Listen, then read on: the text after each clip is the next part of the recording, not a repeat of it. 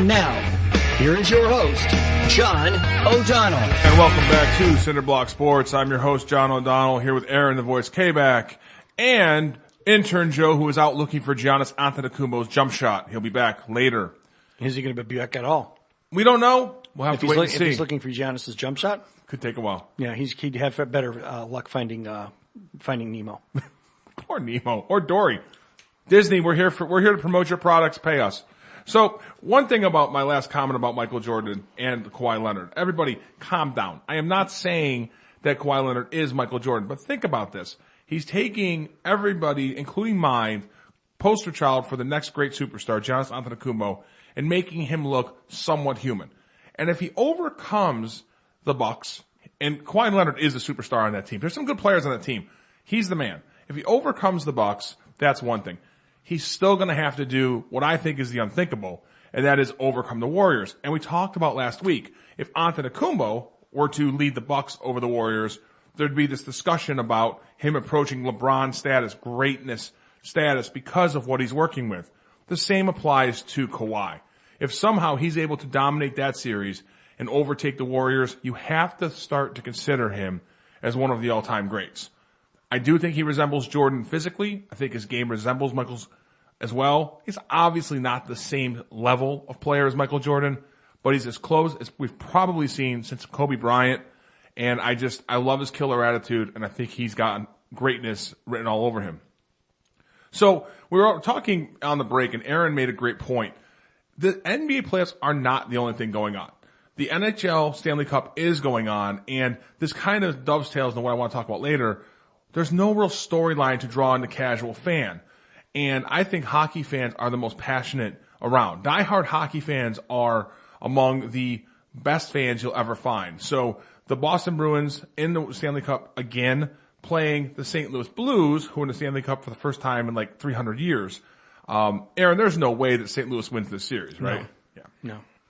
I can see them winning maybe a game if they're lucky too, like a 3 overtime groaner. Right. But at worst case scenario, Boston takes this in 6. But I can see them sweeping. Yeah, and I can too. And I don't follow hockey nearly as much as I do other sports. I grew up in a hockey area. I know enough about it to be dangerous, but Boston's just a much better team here. Absolutely. So we are, again, taking your text at 234-200-5110. We're going to open the phone lines up here at the bottom of this segment. I do want to start, though, with talking about sports gambling, and I want to get Rich Exner on here before we open up the lines. One thing about sports gambling, and this is Show Me the Money weekend, we're going to get into legalized sports betting as it kind of spreads through the country and what it means. And the reason that sports gambling, I think, is so natural, we'll say, is men at some point in their lives struggle with feeding our need for competition. Okay? Everyone's different. But a traditional male trait is that drive to be better than other guys. Even your buddies, right? Like, if your buddy is a good Golden Tee player, you want to be better. If your buddy can chug a beer in 5 seconds, you want to chug it in 4. It's just the way we are. We want to be better than other guys. It's not just men, right? Women have this drive too. It's not as culturally accepted and cultivated as it is with us. When we're little boys, it's who can win the race, who can run faster, who can be stronger. That's just how we are. And at its core, right, sports wagering is a way for men to have some competitive interest in an otherwise meaningless game. For example, I have bet on a Canadian Football League game. Why? Because you just explained it. I'm sorry. Because Johnny Manziel was playing on the other team, and I knew he was going to throw 33 interceptions, and I covered. Aaron is speechless. He's called The Voice. The Voice is not speechless. No, that makes perfect sense. I have nothing to combat that. There's absolutely that's a valid reason to bet on Canadian football. And when Johnny Manziel plays again for Panera Bread University, I'm betting against them too. There you go. Give you an idea of the popularity of sports gambling. Recent survey, 20% of all adults, 35% of men 21 to 35 years old say they gamble regularly on the NFL. The rest of the sports are right around 10%. The NFL is king. It might seem like a small amount of fans, but 35% is a big pool. And keep in mind that until last year, it was illegal, except in Vegas, to gamble on sports. And I think those numbers would be bigger. People are not going to admit to illegal activity, even if it's an anonymous survey. People just don't admit to it. So, but at a minimum, we're talking 20% of all adults wager on sports. And now, sports wagering is going to be more accessible than ever. Okay? PAPSA, again, was a federal law that said sports gambling is illegal in all states except Las Vegas. The U.S. Constitution prohibits that kind of law. You cannot have a law from the federal government that favors one state at the expense of all others. The U.S. Supreme Court knocked that law down, and now states are legalizing gambling one state at a time. And it's happening slower than I expected. I expected PAPSA to go down and all these states to have legislation pending. Some did. New Jersey, I think they were up and running in 2 months. Pennsylvania got on board quick. Indiana's on board. West Virginia's on board. And that matters to Ohio because there are neighboring states.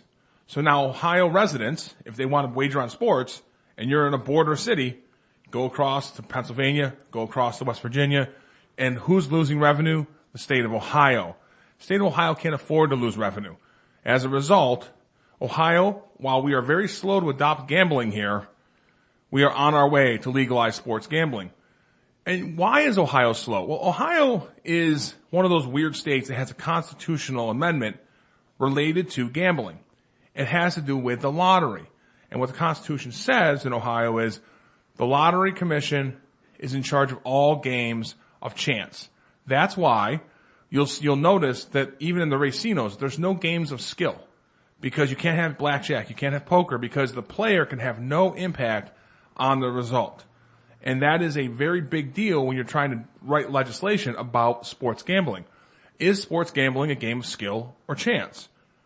I think you could argue either way, right? I think as a game of skill, you're looking at a line, you're looking for advantages. Johnny Manziel's playing on the other side. You know that he sucks. There's some skill involved in that decision. Or it's a coin flip. You're just betting on team A or team B. You have no impact on the result. Therefore, it's a game of chance. You could argue it both ways. Part of that discussion is what I talked about with Rich Exner. We're going to play our interview with him, and we'll come back, open up the phone lines, and get some reaction. And we are joined now by Rich Exner. Rich is a data analysis editor for Cleveland.com, and he's a great follower on Twitter at Rich Exner. That's EXNER.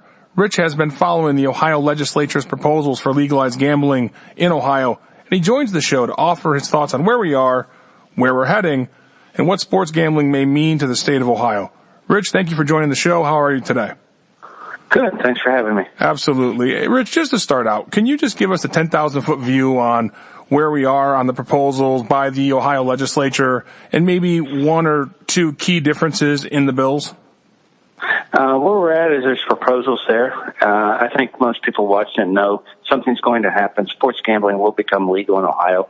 The question is how long it will take to do it and what form it will take in terms of who will be charged in regulation, where you'll be able to do sports gambling. Just a quick refresher, this goes back, it was a year ago when the U.S. Supreme Court ruled in the case out of New Jersey that basically opened up the possibility of sports gambling in every state in the country. Since then, I think we're up to 8 states that have done it. A couple states were ready to go with that Supreme Court ruling, and they're really close by to us here in Pennsylvania and West Virginia. It's happening now. Ohio, just like kind of was the case with casino gambling, a little slow to get there, but I would expect it to be just like with casino gambling and other forms. Eventually, it'll get here. The governor said he expects it sometime in the next couple of years. He's not out there in front advocating it, but he expects it. So what we have now, we have two bills pending in the legislature. One would have the regulation done through the Ohio Lottery Commission, and one which basically regulates the lotteries and the racinos in Ohio where you can play slot machines.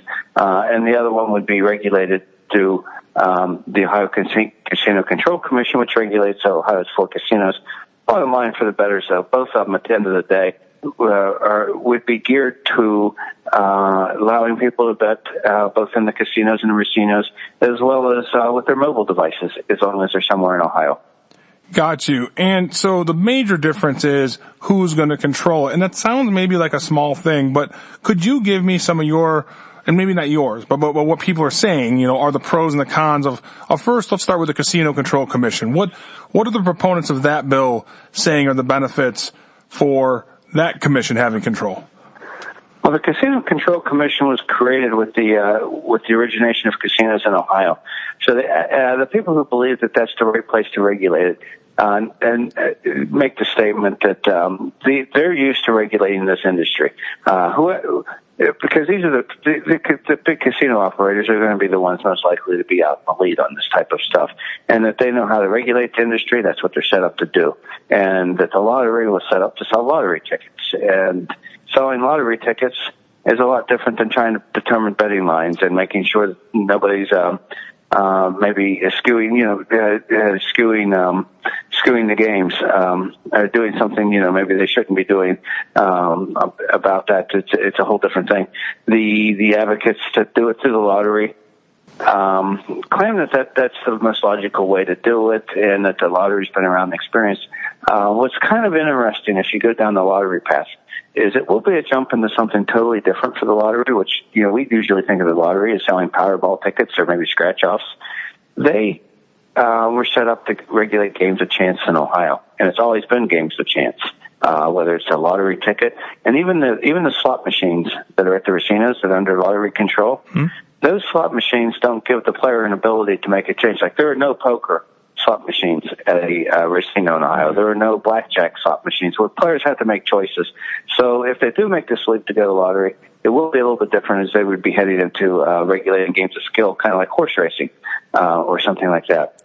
Well, and you make a very good distinction, and I don't want to put you outside your expertise, but the game of chance, game of skill question may lead us to an Ohio constitutional challenge, correct? There may be an issue with Ohio's Constitution depending on how we label sports betting, correct? I spoke recently to a Dean Emeritus at the Cleveland Marshall Law School, Cleveland State, and he literally wrote the book called Ohio Constitution, really evaluating it and so forth. So it was a good person to go to on this. He hadn't yet investigated, but after I called, he got curious himself and did some investigation. He believes that you don't need to change the Constitution to legalize sports gambling in Ohio. That the Constitution essentially basically limits lotteries to being run by lottery, but doesn't stop others. And in fact, he points out there's not a word in the Ohio's Constitution that set up horse racing wagering in Ohio. That's all done legislatively. Where you get into this gets into deep legal discussions, but and maybe your background, you'd be better at this than me, is what do you call a lottery? It does limit lotteries to the lotteries run by the state, and they're described as games of chance. So that's where you get into this kind of deeper argument of, is betting on sports a game of chance or skill? It seems to me, as a non-lawyer, it's a lot more like betting on a horse that's going to win, which would be a game of skill, the winners would argue, than a game of chance where you go in and scratch off a lottery ticket. Well, as a frequent gambler, I can tell you that I must not have a lot of skill if it isn't that indeed a skill endeavor. I want to move away from the legal argument because really I think at the end of the day, what matters most to my listeners and the people who want to bet on sports is, does either bill change the way in which, in other words, where people can place their bets? So, for example, lottery, there's lottery machines in every bar, a lot of restaurants. I mean, are people going to be able to bet from those bars and taverns, or is it still going to be restricted to just a few locations? What's common about the two bills, and this is changing a little bit, so if somebody's listening to this a week from now, it could be a little bit different. What's common about the two bills is that there would be an opportunity for the racinos, casinos to do wagering there. And there would be an opportunity for people like the operators of the casinos and racinos to set it up so you could do it from your phone through mobile devices. And with all this modern technology, they actually can figure out whether you're in the state of Ohio or pretty darn close. Sure. And if you're not, you'd have to be somewhere in Ohio. You couldn't go place your bet on Ohio State to the Jack Casino Cleveland if you're sitting in Florida. Where it gets a little bit different is under the plan for the lottery, they'd also extend this possibility that if the lottery chose to license, you could have it like at your fraternal halls, like the American Legions, that type of things. Right. If they're also selling alcohol. Neither one, is my understanding at this point, again, subject to change, would open it up even if it was a lottery, so you could go to any place you bought a lottery ticket and be able to place your bet. That does not seem to be the case in either at this point. That was my read as well. I just wasn't. You're a little closer, so thank you for that input. Okay, you're a numbers guy. Let me ask you some questions on numbers. Do you feel? I don't want to get your feelings involved. Does either bill speak to the amount of revenue that may be generated? Is there a difference? Is there a difference that's seen or observed in the amount of revenue that may be generated under either bill? No, and it's probably going to be a small pot in the big pie. Ohio's budget is, I think, over 2 years, it's like $70 billion with a B, somewhere in that neighborhood. I could be off. I don't have it right in front of me. We're talking about $30-40 million maybe when this gets up and running. It's not a lot of money. That's what's got people fooled a little bit on this, is that you hear a lot about how much money is wagered on sports. Right. But remember, what only gets taxed is the amount of money that, we'll call it the bookie in this case, gets to keep. And the tax rates are small on that, generally speaking. And in Pennsylvania, they're high. I think they're north of 30%. In West Virginia, I think it's 10%, I'm not mistaken. In Las Vegas, it's 6.4% or thereafts. In Ohio, I think both bills are talking around 10%. So when you're getting down to around 10% and you're only talking about the money they keep, after you pay out winnings, it doesn't add up to a lot. That seems to be the consensus. Even the folks who follow the industry in Las Vegas, it's not huge amounts of money. It is some money though. And but what the industry likes about it is that if you end up going somewhere or you're using a mobile device and you're betting sports, you might be doing something else too. If you're actually at a casino, you might be buying some drinks. You might sit down at the craps table or whatever. But in Las Vegas, it's kind of surprising to me when I first started looking into it. It's really a small part of the gambling revenue in Las Vegas, even though it's an important part that draws a lot of attention. Well, and that's an interesting point you make. I read an article you wrote, or maybe you didn't write the article, but I remember I saw this in an article you were talking about New Jersey. The number of revenue is huge, but it sounds like, there was a lot of money bet on sports, but not necessarily resulting in a lot of tax dollars for that state. Is that what you're saying? Yeah. Mm-hmm. Whereas opposed to like casinos in Ohio and the lottery at the racinos, they keep about a third of the money after what the casino keeps after paying out winnings. About a third of that's taxed. That does amount to I want to say we're around $250 million a year, say at the Cleveland Casino. So that's about $80 million in tax dollars there. But that tax rate's at 30%. And if you're sitting at a blackjack game, you can go through your money. You can make lots and lots of bets in a hurry. Where it's about a sporting event, you're waiting on the results, even if you did bet 10 games on a given day. No, absolutely. And we've been joined by Rich Exner of Cleveland.com, data analysis editor. Rich, I'm close to this from a sports perspective, but not from the data and numbers perspective you are. So I'm just curious, a very open-ended question here. As a data guy, as a numbers guy, what is the most interesting part of legalizing sports gambling in Ohio to you? I think it's just this leap of sports to a different level. I'm in my 50s, so I'm used to hearing the sports leagues say forever that this will corrupt our game and this will do this to the game and that to the game, and it'll take away from it. To me, that ship sailed when the leagues got involved in partnerships and ownership with things like FanDuel, or I forget what one of them they're in more than the other. We got FanDuel, and what's the other one? DraftKings. Well, one or both. There's a lot of sports ownership in there, and you go to a ball game now, and they're showing you not the scroll, the out of town scores, but that. So they know it generates interest. So for them to sit back and try to say, no, you're corrupting our sport. You're betting on an individual. I would think that would lend itself more to corruption than the team's result. Right. And they bought into that. So it seems kind of silly. So I think, to me, at the end of the game, it'll be more interest in sports. There'll have to be safeguards in place if sports gambling increases to make sure people aren't corrupting the game. But to me, there's going to be a lot more people paying attention to the game. I don't know the numbers on this. I haven't looked into it. Is there going to be more people betting, or how much more than right now? I know a lot of people bet, overseas or through the internet, but I would think that just the idea of doing something on the internet through somebody that you can't walk through their door would some number of people aren't doing it because that's the way it is. So I would think the amount of sports gambling would go up in Ohio if it's by, if you know who you're placing your bets with, you can actually walk in and cash a ticket as opposed to waiting for money to be moved around electronically and having limits on when you can do your draws out of it and so forth. Well, I'm sure wives everywhere are excited that people will be more interested in sports. I'm sure they're very excited by that possibility. We've been joined by Rich Exner of thecleveland.com. Just two more quick questions before I let you go. On the bills themselves, because I found this interesting. New Jersey's bill, that was the first one. Like you said, it was a New Jersey case. It was ready to go after PAPSA was eliminated. And New Jersey's bill prohibits gambling on college events in New Jersey and on all New Jersey schools, no matter where the events are placed. Is Ohio considering a similar limitation? Because that would really be a death strike to like the Ohio State football program, I would think.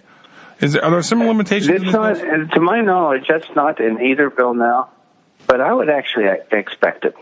Because at the end of the day, they're going to try to pick off as much opposition as they can. And that would be an easy way to pick off opposition, at least initially, and to put it through. Even though it's not there now, I could see it. I know that the people running the casinos and so forth probably would like those games in there. Sure. But let me ask you this, as a sports gambler, if I've often wondered about this, and I've talked to the casino people, and I'm not really certain of the answer. If you could bet on Ohio State football here, and if you're a gambler in this to make money and not the fan, is Ohio the wrong place to bet the Buckeyes? Right. In other words, are the lines going to get moved here so it's not favorable? Yeah, you are going to be facing a stiffer line. And that's probably true. You'll probably be betting against the other team, the team up north, I guess I would say, because the lines are going to be skewed for the home team, no doubt. Rich, I want to thank you for all your time. I guess I always like to ask a little off-the-beat question to close out the interview. You're a numbers guy. You probably see the world a little differently than a lot of us. Do you have one quick story you can share about how you look at numbers and something that you looked at that we maybe wouldn't look at the same way, where you said, I found this interesting because? Is there any quick story you could share with me? Quick one here, since we're on the sports topic. 2 or 3 years ago when the Cavs were in the playoffs, and I don't know if you've gone to Cavs games, but if we've certainly seen them on TV, the free throw shooter goes up and people have those crazy signs in the background. People are screaming, trying to affect the free throw shooter, right? Yeah. Well, there was during the playoffs, the sports editor here, Dave Campbell, wanted me to figure out if that stuff really mattered. So I looked at a few years worth of statistics of free throw shooting in playoffs, trying to hone in on the games that there might be more excitement or more intensity. And what I found incredibly, it didn't matter whether the team was home or away. The free throw shooting was almost down to the hundredth of a point, exactly the same. But what did matter is the home team always got more free throws. And this meant whether you're winning or losing, whether the game was, close or a blowout, the home team was getting more free throws. So my takeaway from that was spend all your energy at the arena yelling at the referees and not about the opposing player. Right, get the calls. You'll affect them to get them to go your way. Yeah, get the calls because the balls are going to go in about the same percentage. That is really interesting. And listeners, please go follow Rich at Rich Exner on Twitter. He has so many interesting tidbits on numbers across the fruited plain, not just sports, but on all topics. Rich, you have been a great interview. Really appreciate your time. Thanks for joining the show. Thanks for inviting me. And that was Rich Exner. He is a really interesting read on Cleveland.com, and again, a good follow at Rich Exner. We are going to open up the phone lines. We have a little less time than I had hoped, but if you're listening and want to give us your thoughts on sports wagering or anything we've talked about, the NBA playoffs, and one thing that I neglected to discuss, a friend of mine texted during that interview, the Indy 500 is this weekend. I mean, there's a lot going on in sports, but as sports fans, the storylines aren't there. Back to that topic. If Danica Patrick were racing, if there were a female racer in the Indy 500, that would be a storyline that would probably bring it to our attention. That isn't. There's a bunch of foreigners whose names I cannot pronounce who are going to win that race. That race is going on. The NHL Stanley Cup finals are going on. Indoor professional lacrosse is playing their finals this week. There is a lot in sports, but there just aren't the storylines to draw our attention. Back to sports wagering and some of what Rich said, and you could hear him struggle with the question about game of skill, game of chance, and we were talking off air, Aaron, about that and whether or not it is a game of skill when you're placing a sports bet. Right. Again, the thing is that when the knowledgeable sports fan is going to place a bet based on what he's learned. He's going to do his homework. He's going to do the footwork, and that's where the skill comes in. You're not just going to place a bet based on, oh, that team has pretty colors, so I'm going to bet on them. How did you know how my wife bets games? I was going to say my ex-wife did that with the Colorado Avalanche. Oh my God! Went well. Now, there's this game of skill. The game of chance is, as we all know, any given Sunday. Right.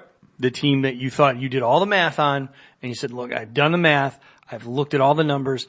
This is what's going to happen based on my knowledge. Yeah. Because one thing could happen. You're betting on a football game. The quarterback blows out his knee in the first quarter, and that's the game. It's funny, as a lawyer, an attorney, and as someone who's written on constitutional law, it all comes down to how you define these words. And all we can do is look at how the lottery is currently defining game of skill and game of chance. And right now, the real defining factor is whether or not the player has an impact on the game itself. So, if you go to a lottery machine and you hit, the pick 3, you press a button, you can actually choose your own numbers there. Mm-hmm. Now, maybe you have some skill in picking numbers. You've researched, that 9, 11, and 22 are hitting 22% of the time, and you've done your research and you're going to pick those numbers. That is similar to choosing against Johnny Manziel because he's terrible at the game of football. It's a similar decision. And then when the game itself happens, the pick 3 or the Rough Riders against the Rough Riders, because every Canadian football team is called the Rough Riders. Once that game starts, you have no impact. As a result, I would think it would be a game of skill. I haven't done any detailed research, but to your point, the picking of the numbers or the picking of the game has some skill involved. The actual impact that has on the outcome is probably nil. Right. Therefore, I think it would be a game of chance, which would mean the lottery should control it. It's an interesting discussion. We'll see where they come up.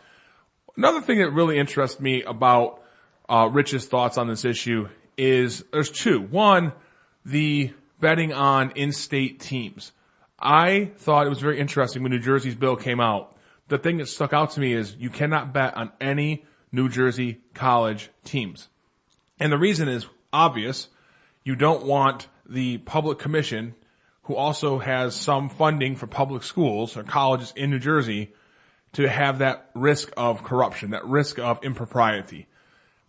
And as a result, in New Jersey, it probably doesn't matter because Rutgers probably isn't going to be a big bet on anybody's book. Ohio State, that's a whole different story. If Ohio includes that kind of language, and Ohio is the kind of state that would, because we are paranoid about gambling in this state. Rich mentioned it. It took us a decade and a half to get casinos. There are 50 states in the country. I think we were the 51st to get casinos.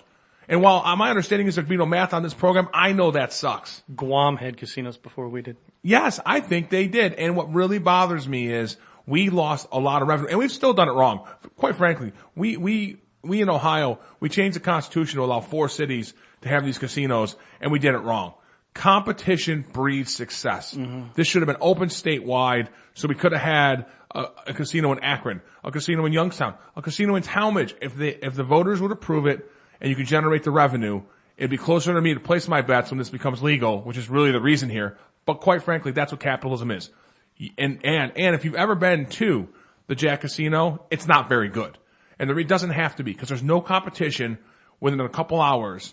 So they know they don't have to win.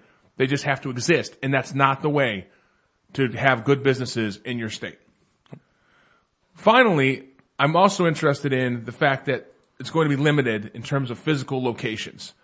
But what I find very interesting is online gambling in Ohio is going to change the game. If I can place a bet from my couch through the Jack or through a Racino, and I don't have to actually go to get a ticket, that is going to open up the doors to a lot of opportunities for me, but also it's a big risk because gambling at the end of the day is a very dangerous thing. People can get addicted to it. They can bet money they don't have. It has some really, really negative potential effects. And I think online gambling is something we have to really look at. And are we really opening the door to some real big social issues? I don't know. I think online gambling is a thing. It's going to happen. I know in Vegas, online gambling is actually quite difficult to do. It's easier to just go get a ticket and move on. It sounds like they're going to open it up here in Ohio. I think that's a risk, and we'll see how it turns out. We're going to take a break. We're going to come back with Derek Stevens. Do not miss that interview. He's changing the face of Las Vegas. I am John O'Donnell. This is Cinderblock Sports, and we will be right back.